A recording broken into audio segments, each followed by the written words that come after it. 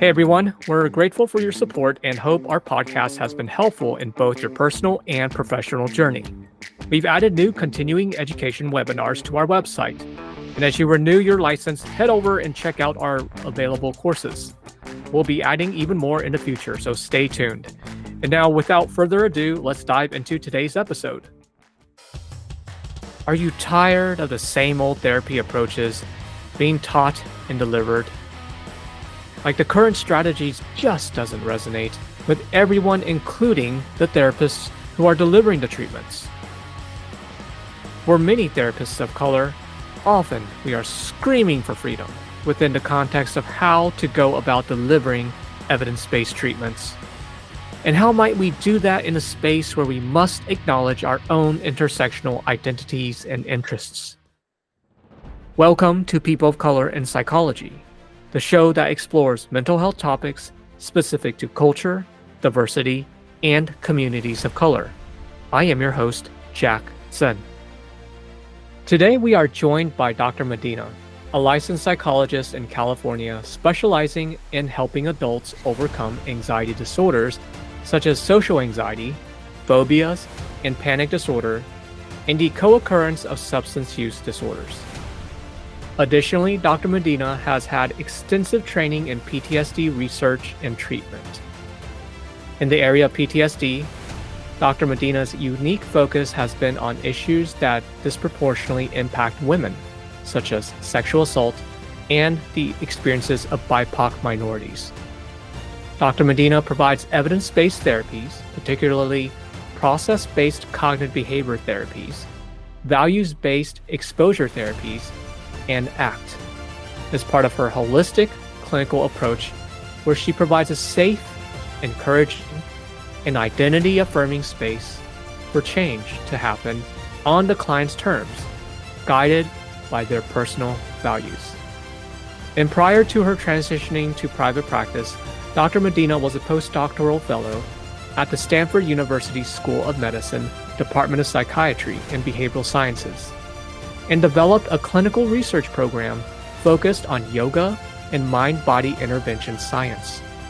She has co-authored 14 peer-reviewed journal articles and delivered over 30 presentations at national psychology conferences. As a Latina, Mexican-American psychologist, Dr. Medina will be discussing the importance of how diversity is essential to filling in the gaps in our field, in which our diversity can be the passion, innovation, and cultural wisdom to reshape how we participate in psychological treatment for our clients. Dr. Medina, thank you so much for joining us today. Thank you so much for having me. Can you tell me a little bit about your origin story? Share with me specific memories that may have influenced how you got to where you are today. I was noticing when I was looking at my history and background and trying to create what narrative made sense for this venue, that we have different versions of our stories, right? There's a success story, and then there's also a struggle story, and there's also a way that we learn to sort of mold for the context. And I just want to name that this is one of the first times I've been trying to just kind of say it like it was, I grew up in a suburb of Los Angeles, in sort of a middle-class suburb, as a fourth-generation Mexican kid. And interestingly enough, both of my parents were one of two or maybe three Mexican families that even own businesses and property in the Woodland Hills, California subset of the Valley. And so they found each other, they got married, they had us, me and my brother. And so I was sort of like a middle-class suburb, but we had one of the best USD public school funding sources. We were a well-funded school. We had good resources. I had good mentors, teachers, kind of college counseling resources as I prepared for college apps. But I definitely still felt a sense that I was othered, like I was in Girl Scouts, and I'd have a lot of my friends were white, or a few Asian minorities, but mainly white or white Jewish friends in Girl Scouts. And there were microaggressions that were happening to me ever since I could remember. And I don't know, something you just shove away and try to assimilate, because my neither of my parents speak Spanish, and my grandparents didn't, each of them on both sides didn't teach them Spanish, to try to push this assimilation, because what they went through with prejudice and discrimination, especially in the 30s and the Great Depression. And so there was this sort of like older generation mindset of like, you're fine, and no one kind of prepared me for like, oh, randomly you will feel shame at school for no reason, even though you also got an A+ on the quiz. Or when you get into Stanford, all the people you thought were your friends in your AP classes say it's probably because they wanted someone Mexican at Stanford, or because you were good at, I was good at art. So I also thought school was fun, though. Like there was this piece of me, like I said, the success story versus the struggle story. Like there was a part of me that just like loved learning, like always been curious. I would get in trouble for talking too much. Jokes on them. I'm now taught for a living. Like in gymnastics or at school, it's like kind of like, oh, like, but stop talking, or don't question everything. Like I always be like, why is this, why is that, worked well for mechanisms-based research that I ended up doing. But so there's a part of me that always just like, regardless of whatever social crap thrown my way, I never had sort of an imposter syndrome about academics and school and learning, because I just love learning.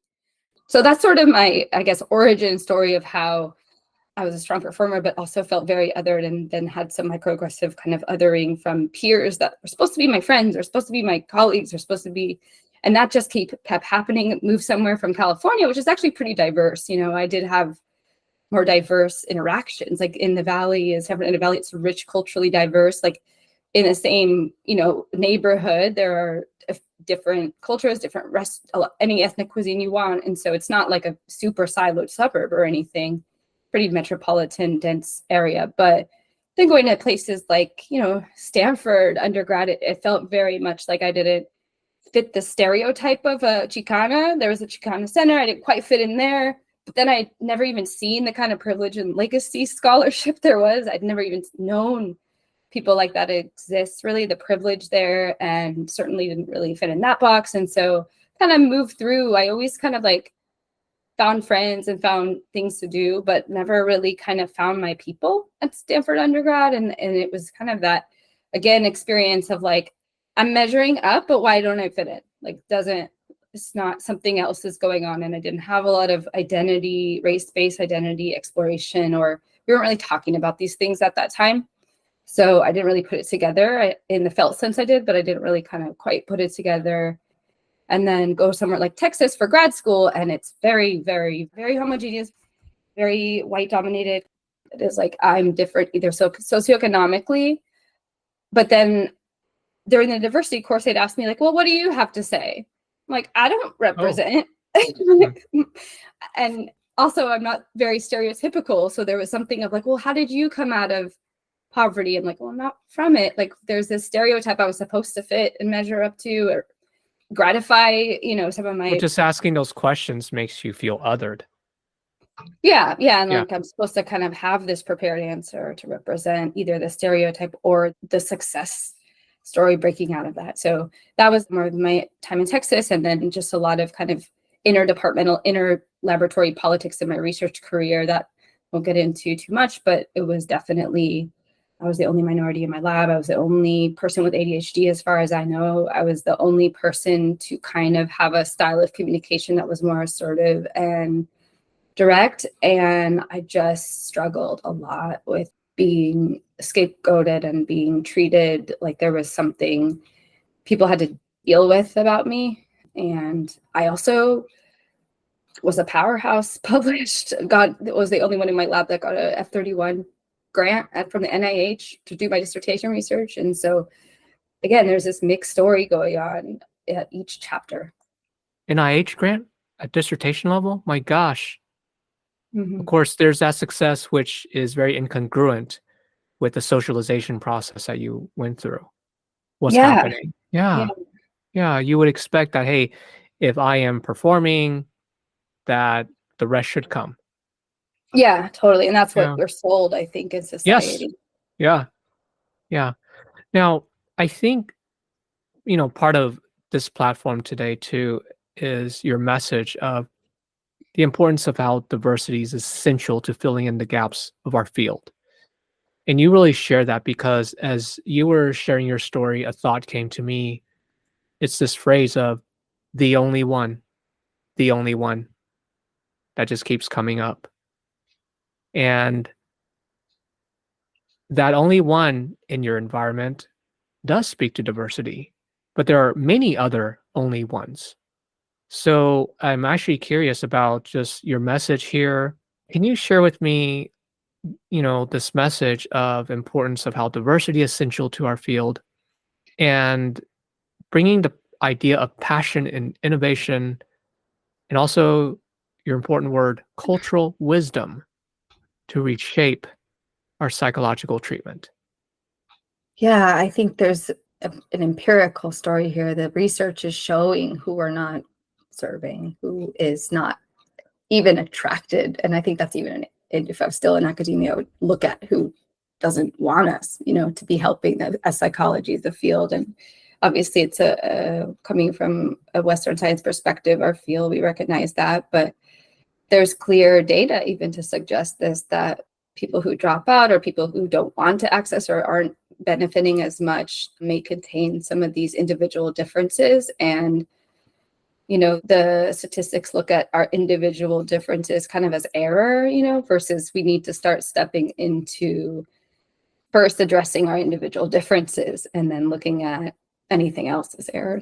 Kind of the reverse. I heard Steve Pace, who's the creator of ACT, kind of speaking to this on a podcast recently, and it was really, really cool. So I'm not stealing his idea, but just was trying to translate that into a race and cultural adaptation context. I think that there's ways that I manage my own diversity as mirroring how others were sort of like dealing with myself. And I know you were my practicum supervisor at the time of one of my trainings in Texas. And I just remember trying to okay, he's not going to find out that I'm scattered, or trying to make sure you don't notice that when I dropped the ball and I said I'd do something. And so there was a way I was even managing my own gifts that actually I was noticing wow, this makes me really creative. In our practicum seminar, someone would ask a question because they couldn't break out of the rigidity of what the protocol was meant for. And I'd be like, yeah, but then you do this and this and this. And then people would be like, how'd you think of that? And I'm sure that's part of the way my neurodivergent brain works. I'm full of ideas. I just can't always figure out which ones are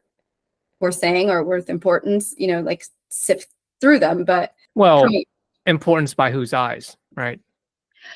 I guess organizing you can't do them all, organizing my time or not taking too much space in the room, things like that, where I just have so many ideas and so much to say, and you can't, there's only 24 hours a day.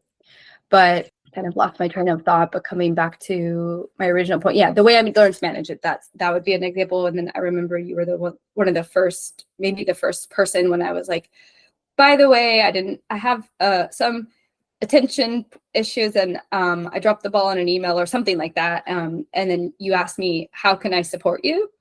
And I literally didn't know, because I'd never been asked that. I've been treating my own stuff or the way I'm more expressive and less, kind of polite mild mannered, the kind of white Southern culture in Texas that was there didn't match that either. And so I was trying to kind of mask and manage. And then when you asked me, how can I support you? I don't even remember what I said, but I probably made something up on the spot. But I remember viscerally that I was like, I have no freaking clue. I don't know.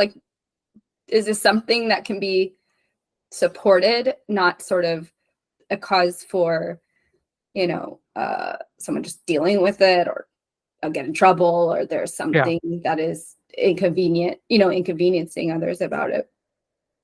So breaking genuinely kind of coming into my own over time, especially after kind of going out on my own in private practice and running things in ways that work for me, and also working with so many more diverse, racially, ethnically diverse clients and having deep and thoughtful and beautiful conversations about our racialized experiences, I see this is an asset, and me, I always thought I didn't fit the stereotype of the LA Mexican, but I also didn't fit with the white people, and then realized that doesn't mean I don't fit. Actually, a fourth generation Mexican American in LA is a unique identity. There's just not a lot of us, in this area, at least. And so actually I have my families have carved, an identity for us, and that is where I fit.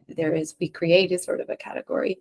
So, maybe it's the difference between someone looking for a therapist and they see someone that looks like them, or someone that has a similar, they're not first gen, they're third gen or second gen, and we have commonality, and we can have these rich conversations together that maybe wouldn't have been happened, or maybe I can notice something.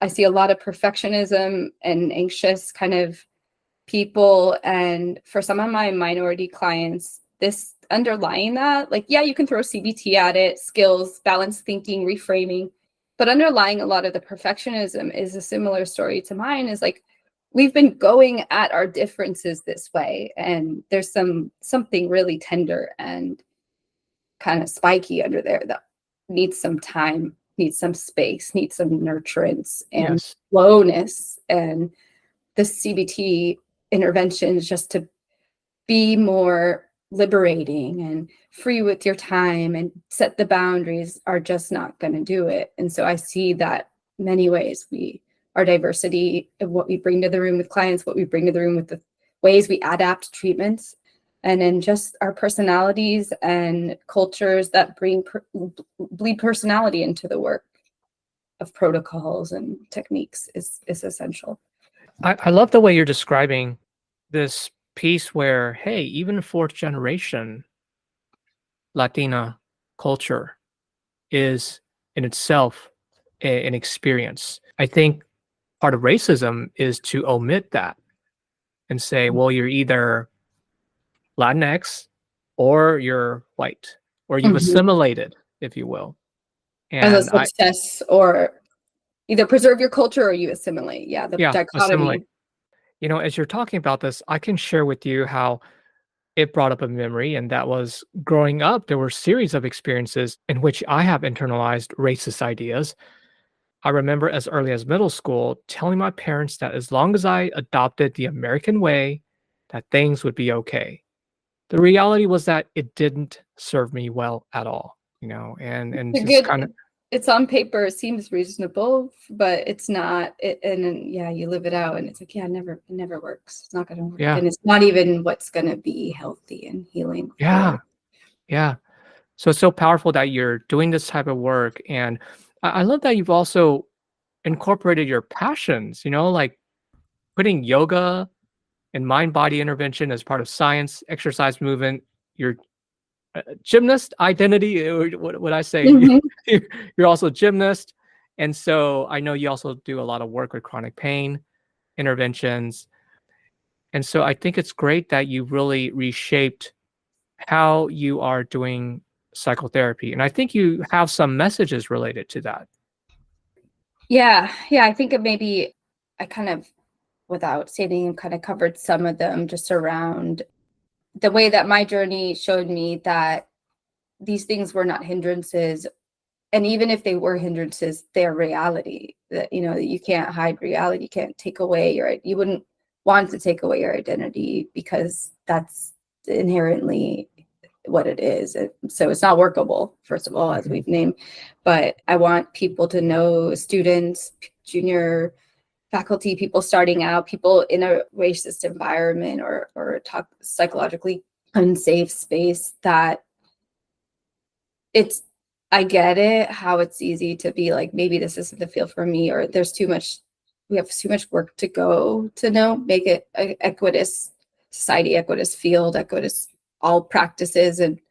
But we need you, and we need all types of diversity. And like I said, you could be the difference between someone seeking help and not just because they see your website and they see someone that looks like them, or someone that sounds like them, or someone that laughs like them. And this is how we make change gradually. And also, I think that I don't want to make a polarized hero story, but I do think, as kind of a regular kid who was hardworking and had some areas of underprivilege, some areas of privilege mixed in there, I represent sort of kind of a regular story of someone just working really hard and following their passion. And even with the adversity and things that othered me and came my way socially, with social pain there, there's a success story that I want to solidify, and I got through it, and you can get through it too. And we can hopefully be more kind. I think there's ways I wish I would have been much more kind to myself and much more seeking of resources for kind of processing some of my racialized experiences. So message is also, we need you. You can get through it, but also seek support, seek out resources there for you.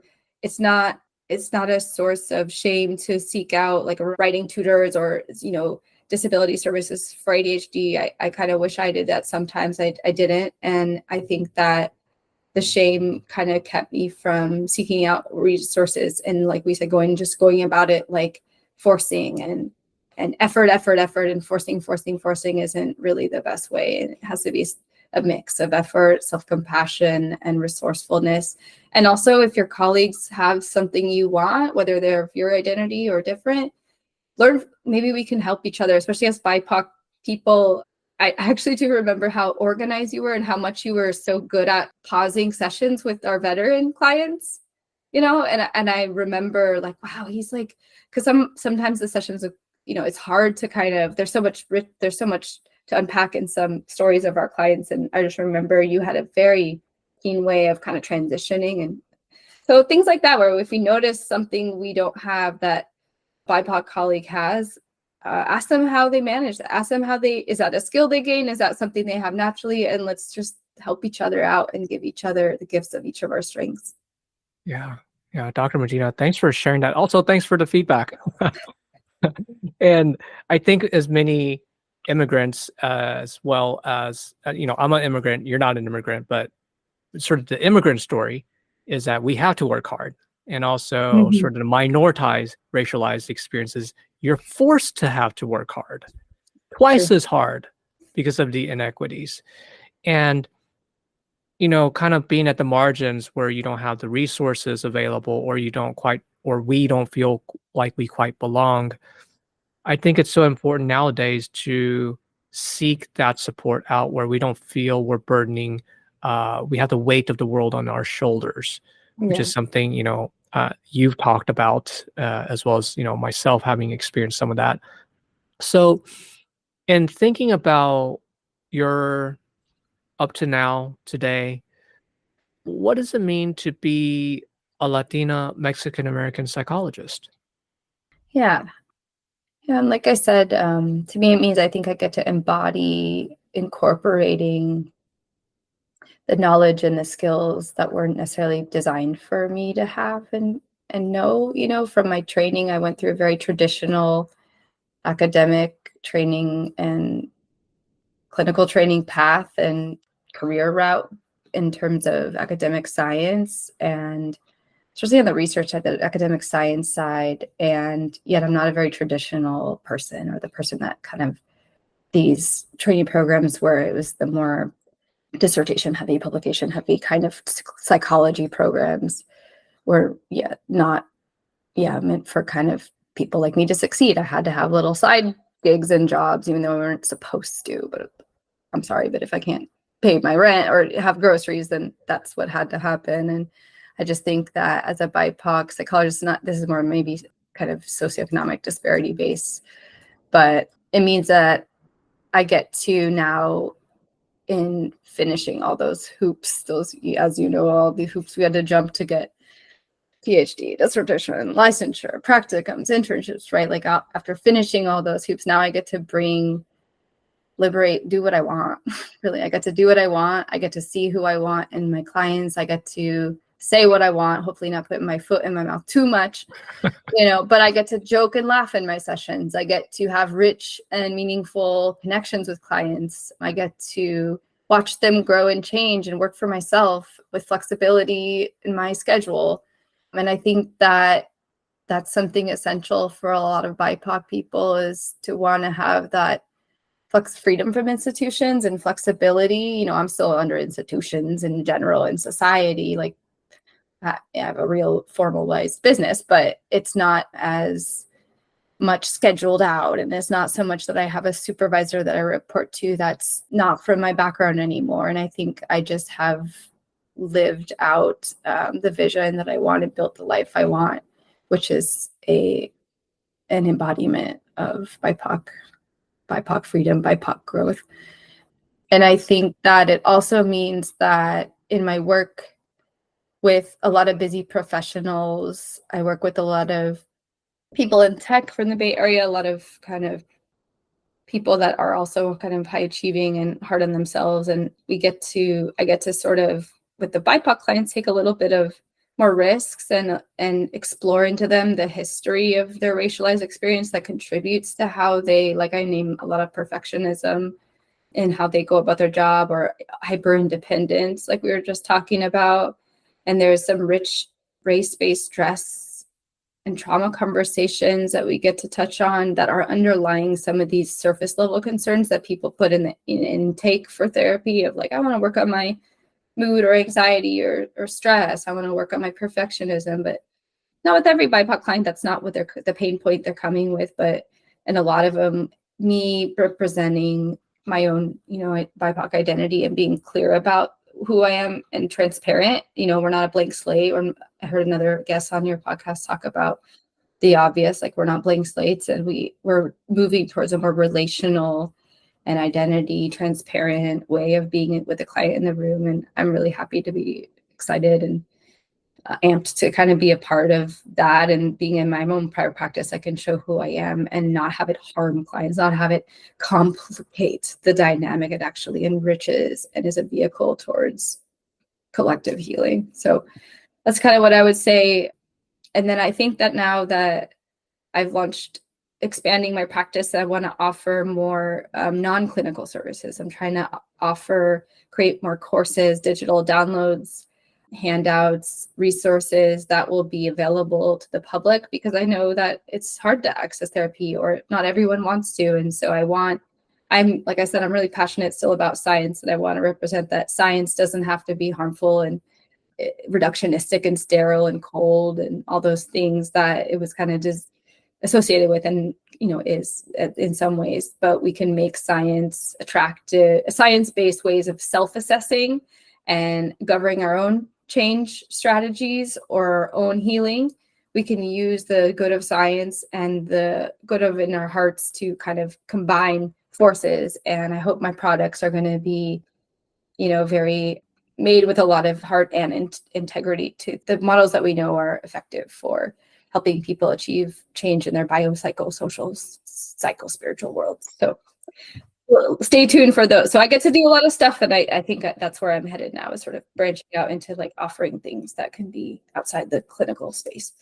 Well, I'm really excited that you launched your website and that we get to, see what resources are out there, because the way you talk passionately about bridging science and heart into the field is so critical, because there is an assumption that science is very reductionistic, or at least that's how it's practiced, as opposed to seeing it as, well, there's this anomaly and maybe getting rid of it.